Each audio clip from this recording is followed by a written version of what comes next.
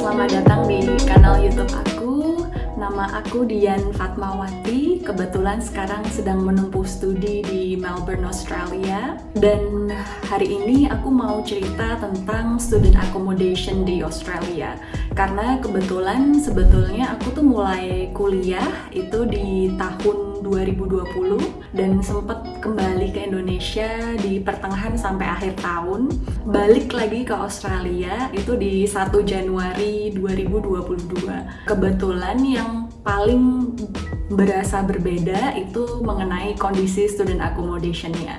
Makanya aku mau cerita-cerita nih ke teman-teman tentang kondisi student accommodation di Melbourne itu bagaimana. Kemudian yang kedua aku mau cerita tentang aplikasi ataupun website yang bisa dikunjungi untuk dapat student accommodation. Dan yang ketiga adalah gimana caranya biar bisa dapat rent yang murah untuk student accommodation kalian.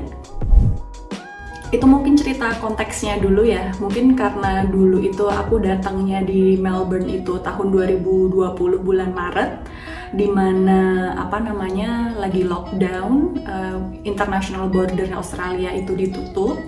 Jadi harga-harga rent di Australia waktu itu cukup murah. Student internasional itu sedikit karena banyak yang pulang daripada datang karena international bordernya ditutup. Otomatis student jarang yang bisa ataupun tidak ada sama sekali yang bisa masuk. Jadi jumlah student di Australia ataupun Melbourne itu sangat sedikit, sehingga karena bisnis properti di Melbourne itu cukup dinamis, termasuk juga cari housing maupun kos-kosan gitu untuk mahasiswa itu juga cukup dinamis. Maka saat lockdown itu harga dari rent student accommodation di Australia atau khususnya di Melbourne itu pada banting harga, sehingga waktu itu di 2020 aku bisa dapat harga rent yang cukup murah gitu. Nah, waktu Desember 15 ini, waktu aku dengar bahwa border in Australia sudah dibuka, akhirnya aku kembali ke Australia. Dan akhirnya 1 Januari 2022 aku akhirnya kembali lagi ke Australia.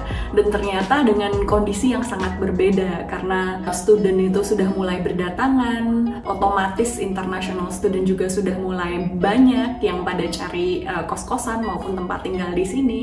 Ternyata it's getting a little bit challenging to get the student accommodation, especially in Melbourne. What I feel compared to 2020, it's definitely easier at that time.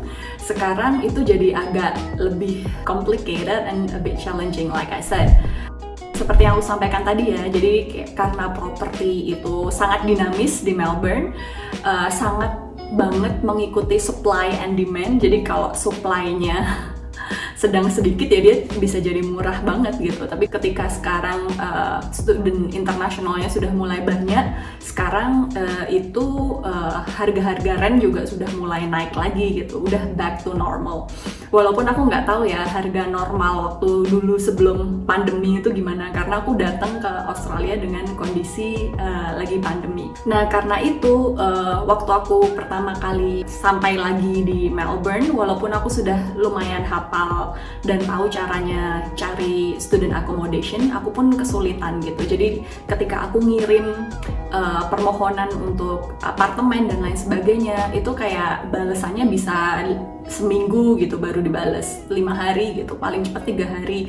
Padahal dulu itu aku bisa dapat rent yang waktu aku 2020 itu dengan sangat cepat gitu, 3 hari aku langsung bisa masuk ke apartemennya gitu. Jadi sangat drastis perubahannya. Bahkan aku kirim email nggak dibales gitu sama website penyedia student accommodation ini. Nah, jadi sebetulnya gimana sih cara cari accommodation di Melbourne gitu? Sebetulnya ada beberapa alternatif yang teman-teman bisa lakukan gitu. Salah satunya itu ke website. Favorit website aku tuh ada 2. Yang pertama itu Unilodge. Nanti aku akan tampilkan link websitenya juga, Unilodge. Dan sha.com itu dimana biasanya kita bisa dapat rate student dan kita harus apply gitu lewat websitenya. Aplikasinya online semuanya dilakukan.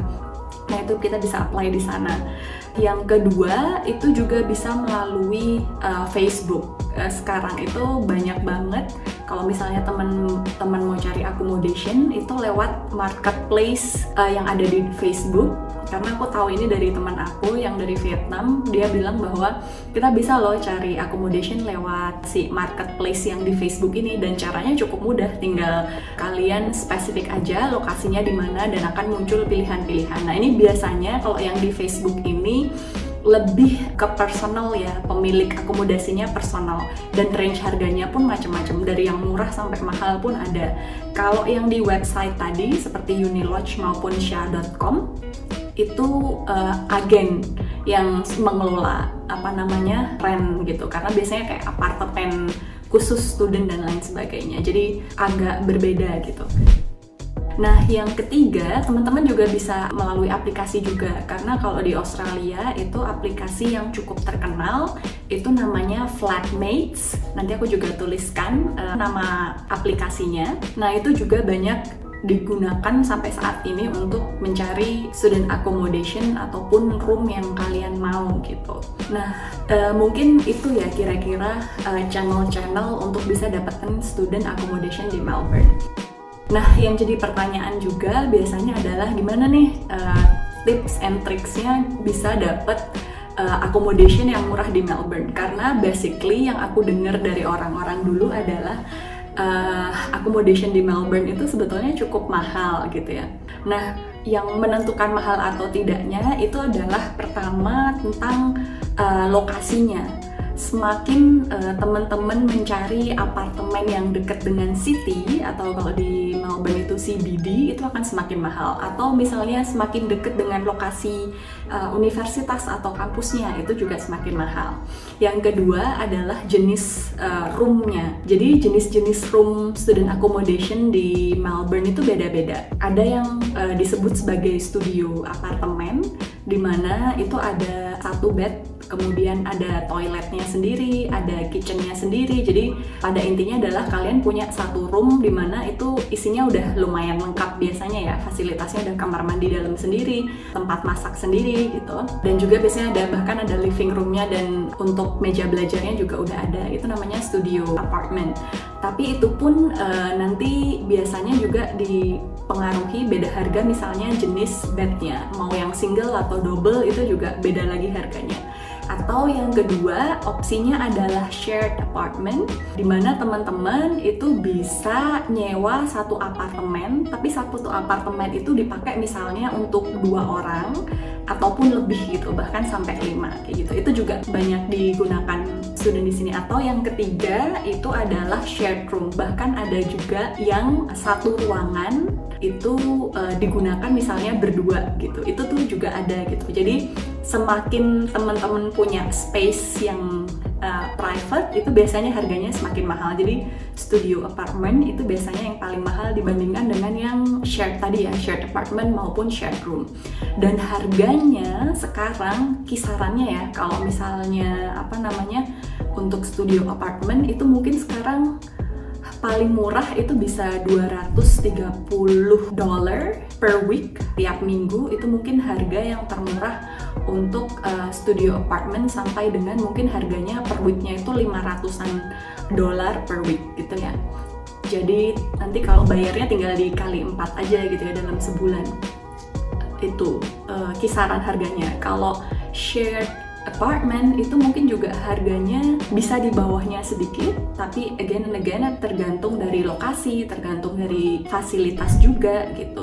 Kemudian yang shared room mungkin bisa agak jauh lebih murah, mungkin kayak sekitar dari 100-an ataupun 150-an sampai $200 itu per week gitu. Nah, itu jenis-jenis ruangan dan kisaran harganya dari si student apartment. Atau kalau di Melbourne itu juga ada university itu memprovide seperti student accommodation, tapi harganya per week kalau nggak salah itu sekitar $400 sampai dengan $500 per week gitu. Jadi kalau misalnya dikali 4 ya mungkin sebulan bisa sampai kalau dirupain bisa sampai 20 juta sendiri gitu apartemen di Melbourne gitu untuk mahasiswa. Jadi itu tergantung preferensi teman-teman ya, mau bayar seberapa banyak gitu.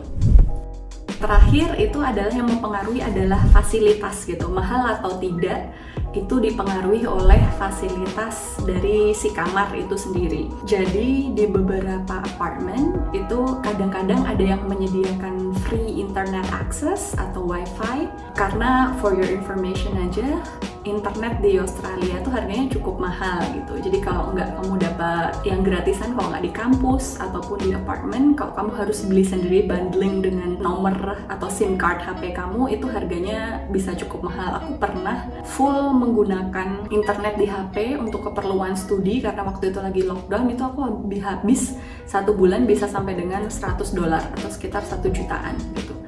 Jadi kalau misalnya kamu dapat apartemen yang ada wifi-nya gratis, itu point plus banget gitu. Jadi kamu bisa hemat living cost kamu selama di Australia. Atau yang kedua, kadang-kadang ada mesin cuci dan juga dryer kayak gitu, itu juga fasilitas yang diberikan. Kadang-kadang ada, kadang-kadang enggak.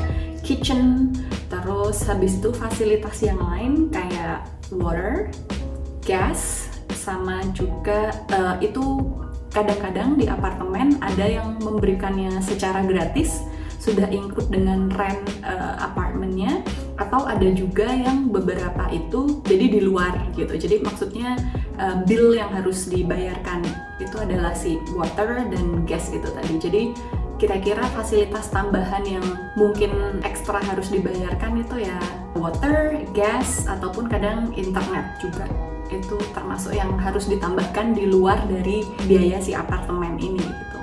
Nah, kalau water di Australia itu cukup murah, dibayar per 3 bulan. Oh ya, satu lagi yang harus dibayar itu adalah electricity. Jadi kalau misalnya apartemen kalian, rata-rata sih apartemen itu kita harus bayar sendiri electricity kita, konsumsinya tiap bulan gitu. Dan itu biasanya juga lumayan mahal lah hitungannya dibandingkan dengan air dan juga gas tadi.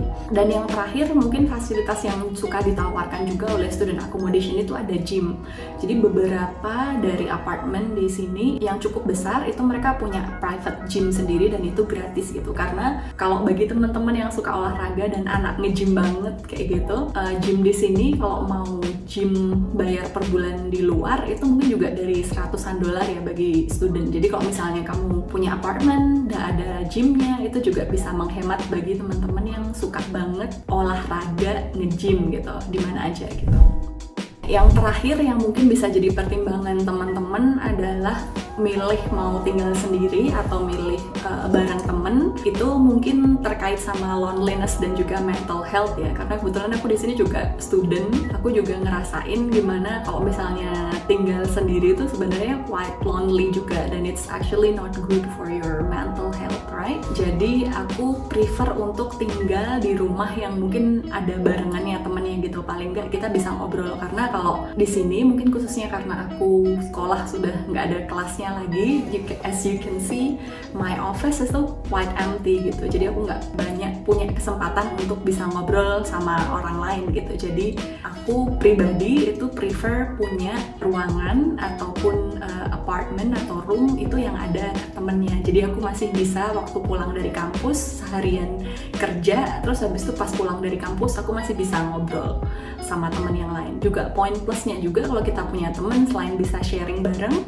itu mungkin kita juga bisa punya tambahan informasi ataupun kayak sharing cultures dan lain sebagainya, especially kalau kamu punya roommate ataupun teman satu apartemen yang kamu yang mungkin beda negara kayak gitu. Jadi bisa makin banyak lah pengetahuan kita selama di Australia. Nah, mungkin kayak gitu aja sekilas sharing-sharing terkait dengan how to get a student accommodation in Melbourne. Semoga ini berguna banget buat teman-teman, karena aku tahu sekarang border internasional Australia sudah dibuka mulai 15 Desember 2021, dan aku tahu banget Australia itu jadi destinasi bagi teman-teman mau belajar. Termasuk juga aku tahu juga new semester ini akan segera mulai, ataupun yang datang Februari maupun di bulan Mei ataupun Juni. Jadi mungkin segitu aja.